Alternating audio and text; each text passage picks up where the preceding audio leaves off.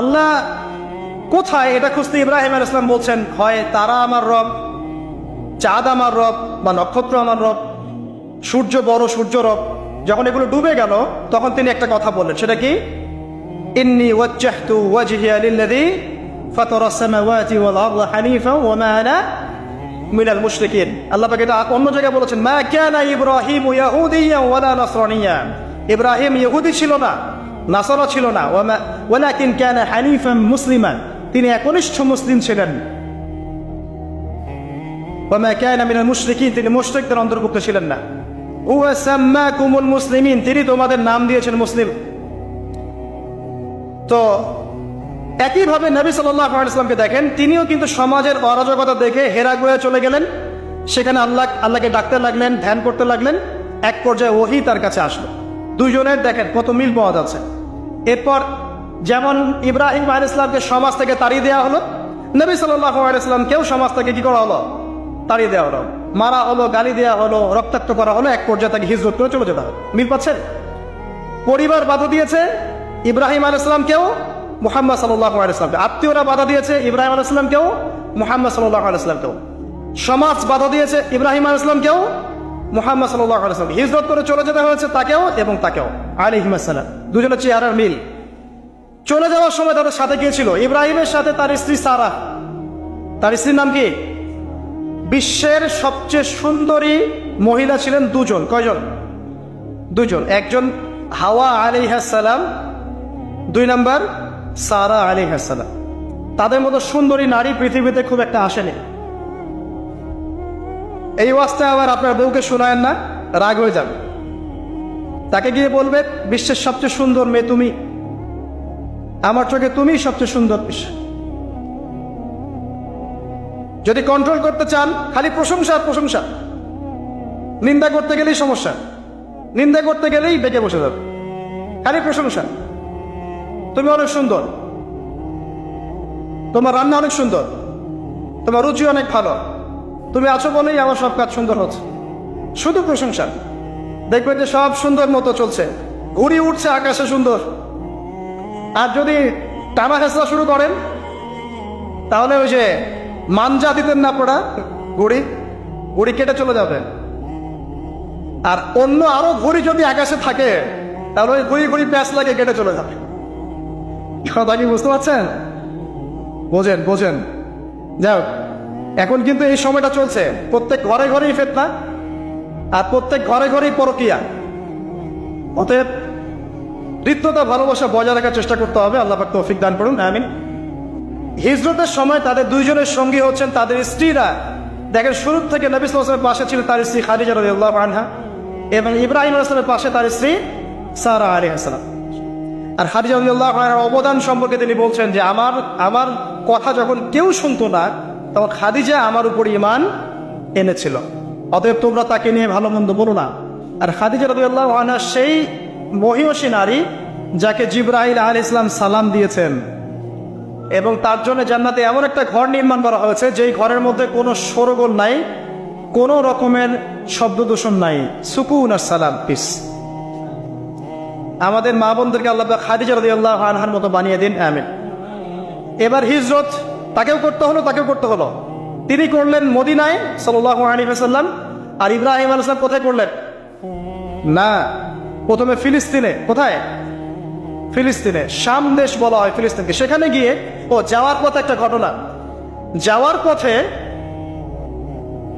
একটু দাঁড়াই, যাওয়ার আগে একটা ঘটনা ঘটেছে, তারপরে একটা ঘটনা। যাওয়ার আগে ঘটনা কি? সমাজের লোকজন মূর্তি পূজা করছে। সূরা আম্বিয়ার মধ্যে আছে, আমি শর্ট করছি, নাহলে সময় বেশি লাগবে। সূরা আম্বিয়ার মধ্যে আছে, লোকজন শিরক করছে। ইব্রাহিম আলাইহিস সালাম বলছেন, মা হাদিহি তামাথিলুল্লাযী আনতুম লাহা আকিফুন, এইসব কি সব মূর্তি তোমরা পূজা করো, যারা শোনেও না এবং উপকারও করতে পারে না, অপকারও করতে পারে না। তখন তার কওম তাকে বলছেন, তুমি কি আমাদের সাথে ঠাট্টা মশকরা করছো না, তোমার কাছে কোনো সত্য আছে? তখন ইব্রাহিম আলাইহিস সালাম বলছেন, তোমরা চলে গেলে আমি এদের ব্যাপারে ব্যবস্থা নেব। যখন তারা চলে গেল, ইব্রাহিম আলাইহিস সালাম এই সবগুলো মূর্তিকে ভেঙে ফেললেন, ইল্লা কাবীরাম মিনহুম, শুধু বড় মূর্তিটা বাদ দিয়ে। তারা ফিরে আসলো, এসে দেখলো যে মূর্তি ভাঙা। কে ভাঙলো? মান ফাআলা হাযা বিআলিহাতিনা, আমাদের উপাস্যদের সাথে এই কাজ কে করেছে? একজন বলল হয়তোবা সে ব্যক্তি করেছে, ইউকাল লাহু ইব্রাহিম, যার নাম ইব্রাহিম।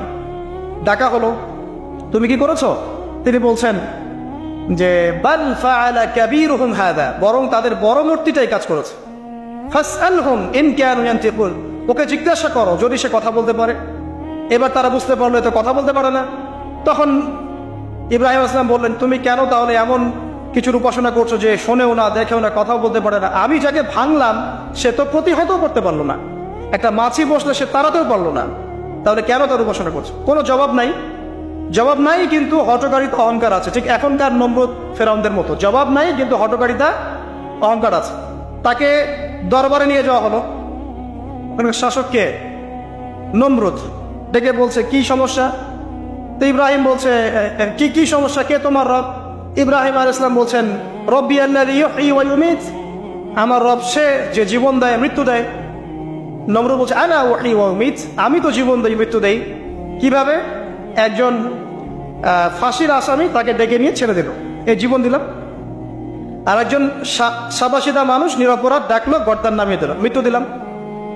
তো ইব্রাহিম আলাইহিস সালাম বলছে আচ্ছা ঠিক আছে।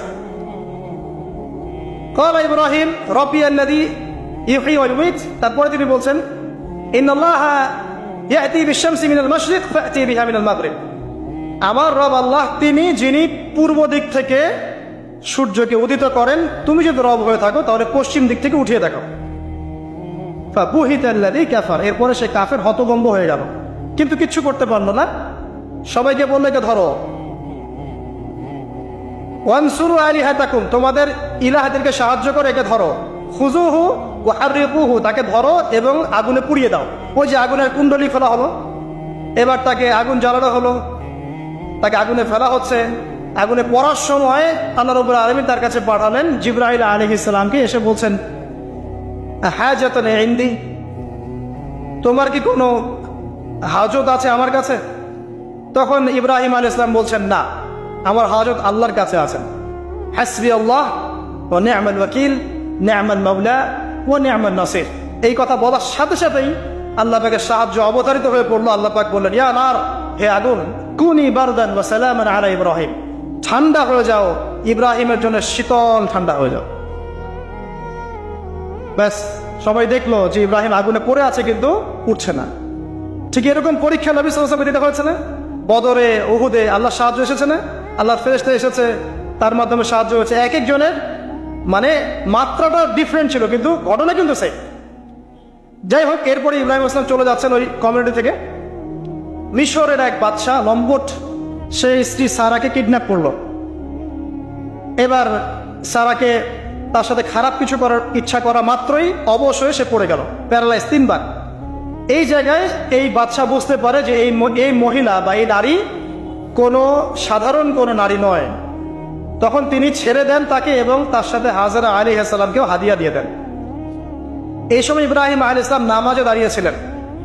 যখন তার স্ত্রী বিপদে পড়েছে এবং তিনি বিপদে পড়েছেন, তখন তিনি নামাজে দাঁড়িয়ে গিয়েছেন, ঠিক নবী সাল্লাল্লাহু আলাইহি ওয়াসাল্লামের মতো। তিনি বলতেন যখনই আমি উদ্বিগ্ন হই তখনই নামাজে দাঁড়িয়ে যাই। আমরা যদি কোনো বিষয়ে টেনশনে পড়ি, উদ্বিগ্ন হই, তাহলে একটাই কাজ করবেন, নামাজে দাঁড়াবেন। সিগারেট ধরানোর দরকার নাই, টেনশনে স্মোক করার দরকার নাই, ড্রাগস নেওয়ার দরকার নাই, একটা মিউজিক ছেড়ে দেওয়ার দরকার নাই। নামাজে দাঁড়িয়ে যান, আল্লাহ পাক আপনার টেনশন দূর করে দেবেন।